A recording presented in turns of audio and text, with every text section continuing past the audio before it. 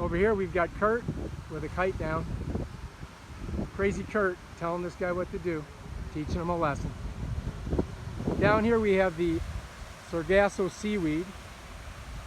It's almost summertime, it's almost May, and because of the eutrophication of the ocean caused by the runoff, of course, from the Mississippi going into the Gulf of Mexico, and all of the runoff that comes from the central part of the state, the water is full of nitrogen chemicals, coupled with the fact that we have global warming and a 1-degree rise in the water temperature.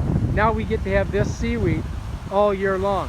So when the wind blows from the south, it comes in droves.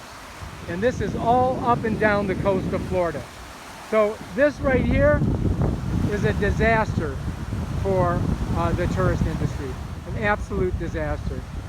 It's bad for kiting, it's bad for water sports, and it kills the fish. It's not good. And you know what? If you want to see the proof of global warming, here it is, right here. There it is, right on our beach. Don't believe it? Just come down here and take a look. What a nightmare. You can see the big patches outside. But besides that, it's a beautiful day at Delray Beach. If you like this video, subscribe to my channel and check out my other awesome videos on kiteboarding and ecological disasters. Thank you very much. See you next one.